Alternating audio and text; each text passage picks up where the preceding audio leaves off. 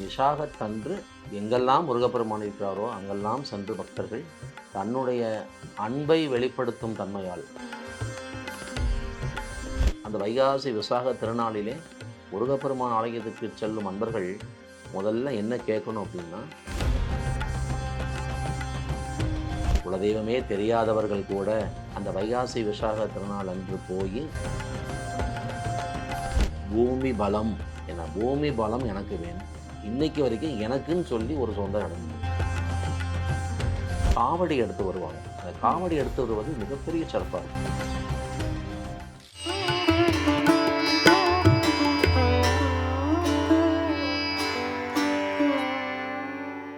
பிரணவ மந்திரம் நேயர்களுக்கு அன்பு வணக்கம். வர இருக்கிற வைகாசி விசாகம் முருகனுக்கான அருமையான நாள். இந்த நாள்ல நம்மளுடைய விரத முறைகள் என்ன, அதே மாதிரி நாம் செய்ய வேண்டிய முறைகள் என்னன்னு சொல்லி நமக்கு ஒரு விளக்கம் கொடுக்கறதுக்காக திரு பிருகு பிரபாகரன் ஐயா நம்ம கூட இணைஞ்சிருக்காங்க. ஐயா வணக்கம். உலகெங்கிலும் இருக்கும் பிரணவ மந்திரம் சேனலுடைய நேயர்கள் அத்தனை பேருக்கும் இனிய நமஸ்காரங்களோடு பழனியிலிருந்து பிருகு பிரபாகரன், அருமை சகோதரி திருமதி லதா அவர்களுக்கும் என்னுடைய நன்றி கலந்த நமஸ்காரங்கள் உண்டு. முருகன் அப்படின்னாலே அடுத்தது ஐயா நீங்க பேசக்கூடிய அறுபடை வீட்டின் தத்துவம். இதை தாண்டி வர இருக்கிற இந்த வைகாசி விசாகமானது மே 30ஆம் தேதி வர இருக்கு. அன்னைக்கு நம்ம என்ன மாதிரி கோரிக்கை முருகன் கிட்ட வைக்கணும், என்ன மாதிரி விரத முறைகள் அப்படிங்கிறது நேயர்களுக்கு.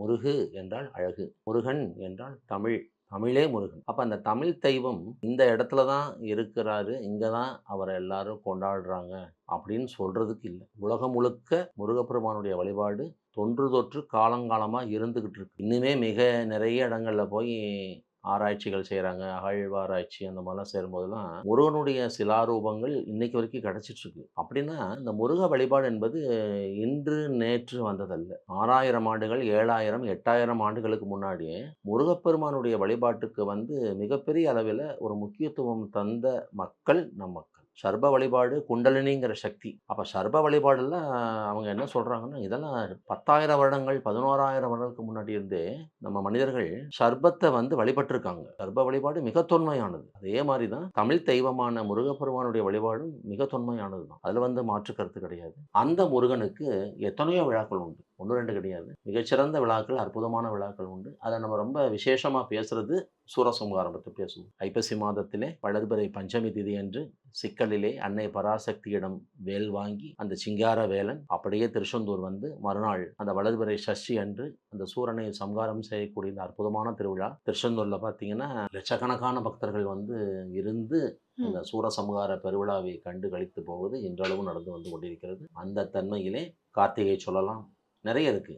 அதில் நீங்கள் ஸ்பெஷலாக கேட்குறது என்னென்னா வைகாசி விசாகம். விசாக நட்சத்திரம் முருகப்பெருமானுடைய அவதார நட்சத்திரம்னு சொல்கிறாங்க. அவன் இந்த பூ உலகத்தில் அவதாரம் செய்ததே ஒரு விசாக திருநாளில் தான் அப்படிங்கிறது கணக்கு இருக்குது. ஈஸ்வரனுடைய அந்த 6 திருமுகங்கள், அந்த 6 திருமுகங்களிலிருந்து 6 நெருப்பு பொறி, தீப்பொறி 6 குழந்தைகளாக மாறி அன்னை பராசக்தியால் ஒன்று சேர்க்கப்பட்டு ஓர் உடலாகி 6 திருமுகங்கள் 12 திருக்கரங்களோடு அவருடைய அந்த அவதாரம் நடந்த அந்த நாள் வைகாசி விசாகம் அப்படிங்கிறது புராணத்தில் இருக்குது. அந்த விசாகத்தன்று எங்கெல்லாம் முருகப்பெருமான் இருக்கிறாரோ அங்கெல்லாம் சென்று பக்தர்கள் தன்னுடைய அன்பை வெளிப்படுத்தும் தன்மையால், ஏன்னா காலமெல்லாம் அவன் நம்மளை காப்பாற்றிட்டு வரோம். அப்போ நிச்சயம் நம்ம என்ன பண்ணணும், நம்மளுடைய அன்பை வெளிப்படுத்தணும் இல்லையா. அதுக்கு சில சந்தர்ப்பங்கள் இருக்கும். அந்த சந்தர்ப்பங்கள்ல தான் நம்ம போய் இறைவனிடத்தில் என்ன செய்யறோம், நம்ம வேண்டுதல் செய்கிறோம், கோரிக்கைகள் வச்சுக்கிறோம், அவங்களுக்கு ஏதாவது ஒரு வழிபாட்டு முறைகள் பண்ணுறோம், மலர் தூவி ஆராதனை செய்கிறோம், கொண்டாடுறோம், எல்லாம் செஞ்சுட்டு வரோம். அதெல்லாம் என்னென்னா நம்மளுடைய அன்பின் வெளிப்பாடு. அந்த தன்மையில் அந்த வைகாசி மாதத்து விசாகத்தன்று உலகெங்கிலும் இருக்கக்கூடியதோட முருகனுடைய ஆலயங்களிலே எல்லா இடத்துலையும் அவங்கவங்களுக்கு எப்படி அமைப்போ, என்ன விருப்பமோ, என்ன நடைமுறையோ அந்த தன்மையில் முருகனை கொண்டாடி வருகிறார்கள் பக்தர்கள். அதில் மெயினாக அவங்க என்ன பண்ணுவாங்கன்னா காவடி எடுத்து வருவாங்க. அந்த காவடி எடுத்து வருவது மிகப்பெரிய சிறப்பாக இருக்கும். 6 படை வீடுகளிலே திருத்தணி வைகாசி விசாகத்துக்கே ஒந்த இடம். எப்படி திருச்செந்தூரில் சூரசம்ஹாரம், அந்த மாதிரி திருத்தணியில் முருகப்பெருமானுக்கு இவர்கள் இந்த காவடி எடுத்து அந்த அன்பர்கள் தன்னுடைய ஒரு நேர்த்திக்கடன் அப்படி கூட சொல்லலாம். ஒன்றுமே இல்லை, ஆனாலும் எங்கள் அப்பா எங்களை காலமெல்லாம் காப்பாற்றி வரக்கூடியதான இறைவன், அந்த இறைவனுக்கு நாங்கள் ஒரு நாள் எங்களுடைய சந்தோஷத்தை, எங்களுடைய ஆனந்தத்தை வெளிப்படுத்தக்கூடதான தன்மையிலே நாங்கள் இந்த பூஜையை பண்ணுறோம். அப்படி கூட வந்து மிக நிறைய நபர்கள் வந்து அங்கே ஒன்று சேர்ந்து இருந்து அந்த விழாவினை மிக அற்புதமாக செய்கிறாங்க. ஆறுபடை வீட்டிலுமே வைகாசி விசாக திருவிழா ரொம்ப விமர்சனையாக அற்புதமாக நடந்தபோதும் திருத்தணிகையில் வந்து அந்த வைகாசி விசாகத்துக்கு ஒரு கணம் உண்டு. இப்போ தைப்பூசம் அப்படின்னு எடுத்தா பழனி தான். ஆமாம். எல்லா ஊர்லேயும் தைப்பூச திருவிழா நடக்கும், நான் இல்லைன்னு சொல்லலை. ஆனால் தைப்பூசம் சொன்னாலே தமிழ் மக்களுக்கு நினைவில் வருவது பழனி ஞான தண்டாயுதபாணி. காவடி சுமந்து வந்து அந்த இறைவனுக்கு அவர்கள் செலுத்தக்கூடியதான அந்த ஒரு பக்தி, அந்த ஒரு அன்பு, அது சொல்லி முடியாது. அந்த அளவுக்கு அவங்க பண்ணுவாங்க. அதேபோல் அந்த வைகாசி விசாக திருவிழா அன்று எல்லா முருகப்பெருமானுடைய ஆலயங்களிலும் மிக பெரும் திரளாக பக்தர்கள் கூட்டம் வந்திருந்து அந்த முருகப்பெருமானை கொண்டாடி மகிழ்ந்தாலும் திருத்தணி இதற்கு மிகவும் பெயர் பெற்ற ஒரு இடம். வைகாசி விசாகம் இது என்ன கணக்கில் எடுத்தாங்க அப்படிங்கிறது ஒரு கணக்கு பார்க்கணும். நிச்சயமா. சூரியனுக்கும் சந்திரனுக்கும் உச்ச வீடுகளாக சொல்லப்படுவது சூரியனுக்கு வந்து மேஷம், சந்திரனுக்கு ரிஷபம். அப்போ ரிஷபம்ங்கிற அந்த வைகாசி மாதம், ரிஷப மாதம் அப்படின்னு சொன்னாலே வைகாசி மாதம். இந்த வைகாசி மாதத்தில் அந்த வைகாசி அந்த ரிஷபம் அப்படிங்கிற தன்மையில் சூரியன் இருப்பார். அப்போ சூரியன் அங்கே என்ன செய்வாருன்னா, அந்த வைகாசிக்குள்ளே உள்ள என்ட்ரி ஆகிற ரிஷபத்துக்குள்ளே என்ட்ரி ஆகிறார் அப்படின்னாலே முதல்ல அவருடைய சுய நட்சத்திரம் இருக்கும், கார்த்திகை நட்சத்திரம் 3 பாதங்கள். அதை கடந்து சந்திரனுடைய 4 பாதங்கள் ரோஹிணி. ஒன்று அவர் கார்த்திகையில் இருப்பார், இல்லைன்னா அதிகபட்சம் ரோகிணியில் இருப்பார். அப்போ சந்திரன் உச்சம் பெறும் வீடான அந்த ரிஷபத்திலே சூரிய பகவான் சந்திரனுடைய சாரத்திலே ஒன்று தன்னுடைய சுயசாரம் சொல்லும்போது கார்த்திகை, இல்லைங்க அவர் கொஞ்சம் அந்த பக்கம் நகண்டு வந்துட்டார் அப்படின்னா ரோகிணி, அந்த ரோகிணியில் வந்திருப்பார். அப்போது இந்த சந்திரன் என்ன செய்வாருன்னா அப்படியே வந்து விருஷகத்துக்குள்ளே நுழைவார். விசாக நட்சத்திரம் 4ஆம் பாதத்தில், விசாக நட்சத்திரம் 1, 2, 3 துலாத்தில் இருக்குது. 4ஆம் பாதத்தில் விசாக நட்சத்திரத்தில் யார் வருவாங்க? சந்திர பகவான் வந்து அந்த சூரியனுடைய நேரடி ஒளி கதிர்களை வாங்கக்கூடிய முழுமையான பௌர்ணமி நாள். அந்த நாள் வந்து வைகாசி விசாகம் சொல்லி கொண்டாடுறாங்க. இதில் வைகாசி விசாகம் ஒரு அற்புதமான திருவிழா. அன்னைக்கு போய் அந்த முருகப்பெருமான்கிட்ட என்ன கேட்கணும், கோரிக்கை வைக்கலாம், என்ன கேட்டாலும் கொடுப்பார் அவர். கந்தன் என்றால் கருணை, அவனது கருணைக்கு இணையாக வேற எதையும் சொல்ல முடியாது. அசுர சக்தி, அந்த அசுர சக்தியை அழிப்பதற்கு தெய்வ சக்தி இறங்கி வரும். அப்படி வந்த அமைப்பில் அந்த புராணங்களை எல்லாம் பார்க்குற போதெல்லாமே அசுர சக்தி முழுமையாக நசுக்கப்பட்டிருக்கிறது, அழிக்கப்பட்டிருக்கிறது.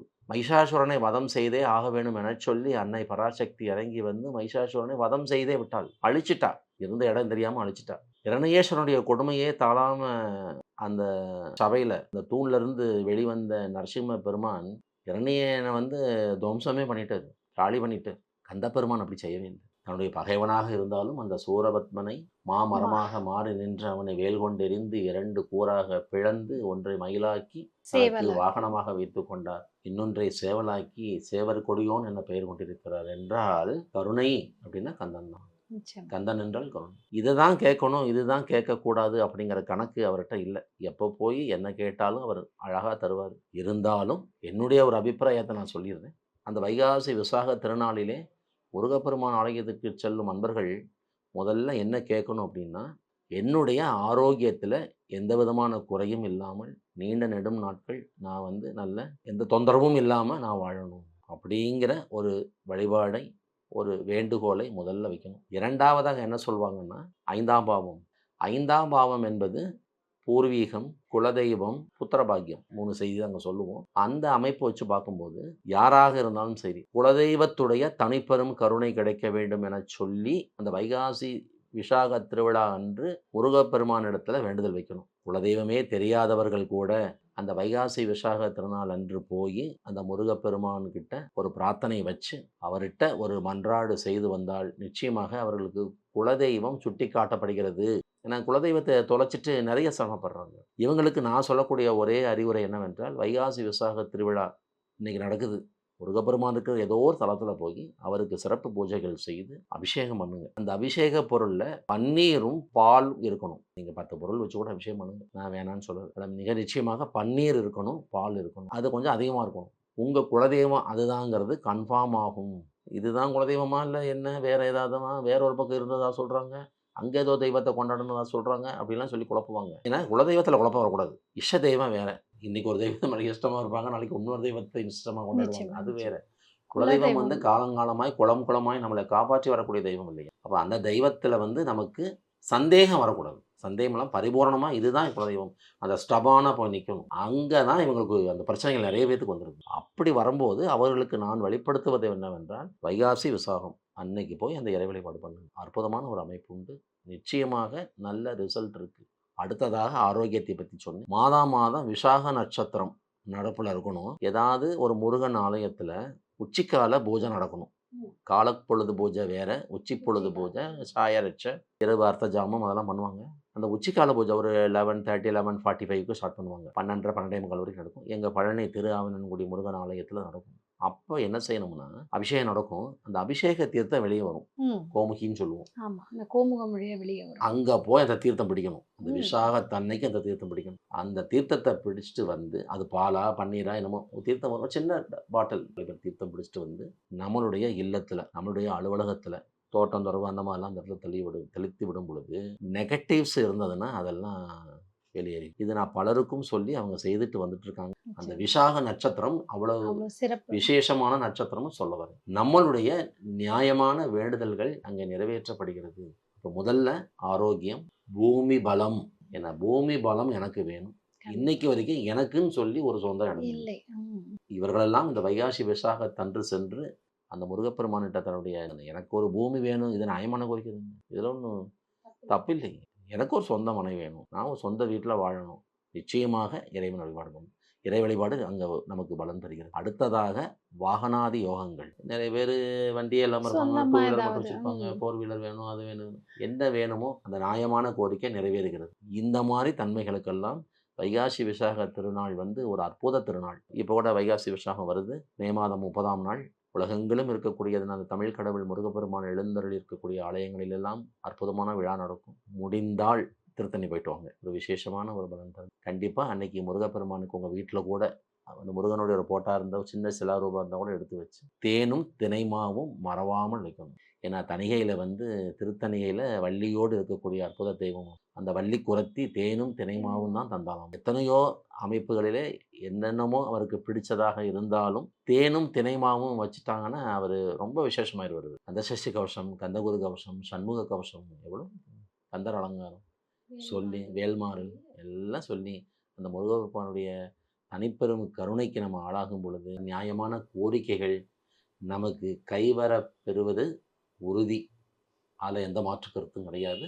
எனவே வருகின்ற இந்த மே மாதம் 30ஆம் நாள் வைகாசி விசாகம் அன்பர்கள் அத்தனை பேரும் அருகிலே இருக்கக்கூடியதான முருக ஆலயங்களுக்கு சென்று வழிபாடு செய்யுங்கள். முடியாத பட்சத்திலே உங்கள் வீட்டிலேயே அழகாக ஒரு முருகப்பெருமானுடைய சிலாரூபம் இருந்தாலோ அவருடைய போட்டா இருந்தால் கூட எடுத்து வச்சு சின்ன பூஜை ஒன்று பண்ணுங்கள். ஆத்மார்த்தமான உங்களுடைய நியாயமான கோரிக்கைகளை அவருடைய திருவடிகளை சமர்ப்பியுங்கள். நிச்சயம் அந்த செந்தமிழ் செல்வன் அதை செவிமடித்து அடுத்த வைகாசி விசாகத்துக்குள்ள உங்களுடைய அந்த நியாயமான கோரிக்கைகள் நிறைவேறும் என சொல்லி இந்த வைகாசி விசாகத்தை பற்றி எனக்கு தெரிஞ்ச சில செய்திகளை சொல்வதற்கு வாய்ப்பு தந்த அருமை சகோதரி திருமதி இல்லாதா அவர்களுக்கும் இந்த பிரணவ மந்திரம் சேனலினுடைய அன்பர்கள் அத்தனை பேருக்கும் எனது நன்றி கலந்த நமஸ்காரங்களை தெரிவித்துக் கொண்டு தற்காலிகமாக உங்களிடம் வந்து விடைபெறுவது உங்கள் அன்பன் விருகு பிரபாகரன். நன்றி, வணக்கம்.